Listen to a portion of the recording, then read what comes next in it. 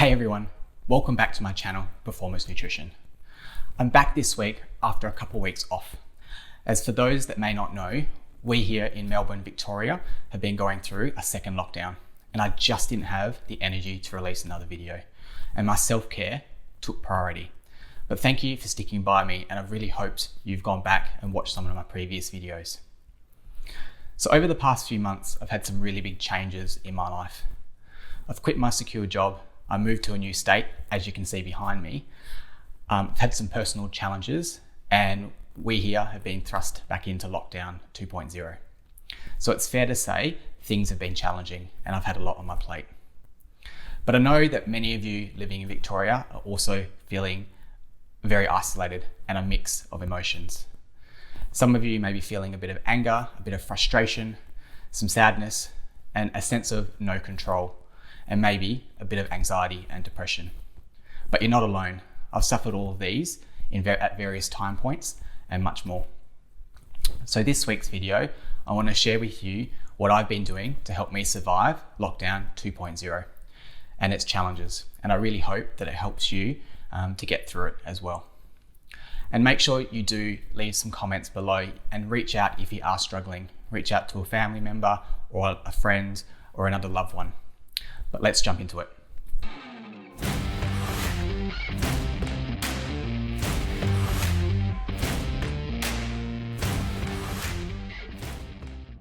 So the three things that I've been doing to stay sane in this lockdown is 1 is daily exercise, 2, watching what I eat, and 3, looking after my mental health. And if we start at exercise, I've been doing at-home daily workouts. And if you are struggling for inspiration, I've been following a couple of people on YouTube. One is Tom Daley, who's a British Olympic diver, and the other one is the bodyweight warrior, Tom Merrick. And they have lots of follow-along exercises and workouts that are really great so that you can actually follow through and get a little bit of training done every day. I've also been making sure that I'm stretching a couple of times a week and doing some mobility, particularly my upper back, because that's where I find is my sticking point. I'm also fortunate that when I did move to Melbourne, I did sign up to a diving club and we do run Zoom diving sessions 3 times a week. So Mondays are a little bit more of conditioning and fitness sessions. Wednesdays are more diving specific training, so going through drills and skills. And Fridays are a little bit more ballet, and this is focused around leg tension and body awareness. And I'm also trying to get out and doing a couple of walks during the week as well to get out in some fresh air. I'm also working on what I eat. And given the current environment, I'm not training as much as I would if I was back in the pool and in full training. So what I have done with my food is I've made my portions a little bit smaller. I've reduced the amount of carbohydrate in my meals to still allow me to have energy, but I am fueling for the work required. And because I'm not training as much, I don't need as much carbohydrate.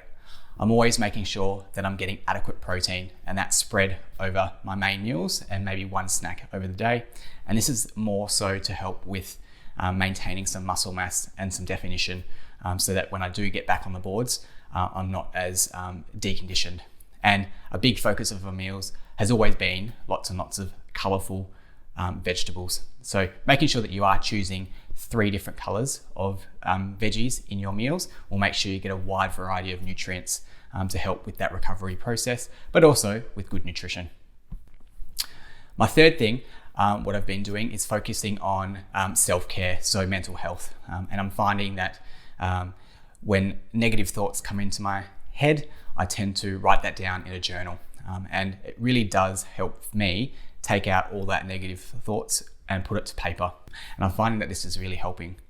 I'm also talking and catching up and re-engaging with some friends, and they've been really helpful in helping me to stay on track, as well as making sure that I am FaceTiming, Skyping family as well, just to make sure that I'm still staying connected that way. And that I find is really helpful in helping with my mental health.